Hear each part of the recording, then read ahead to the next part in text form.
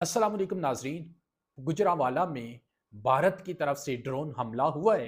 इस हमले की तफसीलात क्या हैं वो मैं आपके साथ इस वीडियो में शेयर करने लगा हूं।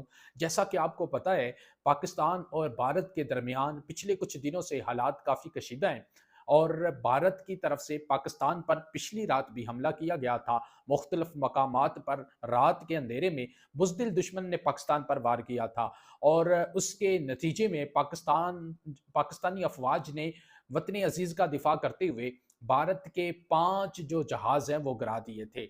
अब इसी से उसका मुँह बंद नहीं हुआ, उसने आज रात एक मर्तबा फिर गलती की है और इस गलती में उसने गुजरांवाला को टारगेट किया है।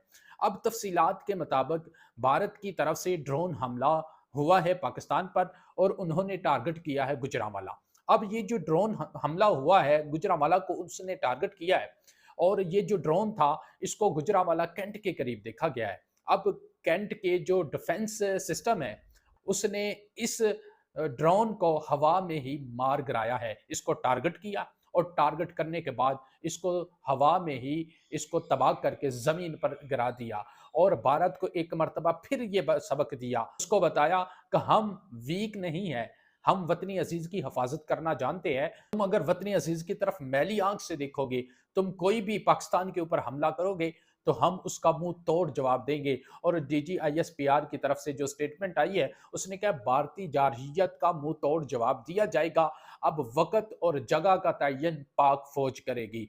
अब भारत को इंतज़ार करना चाहिए, इंशाअल्लाह पाकिस्तान उसका जवाब देगा। पाकिस्तान ज़िंदाबाद, पाक आर्मी ज़िंदाबाद।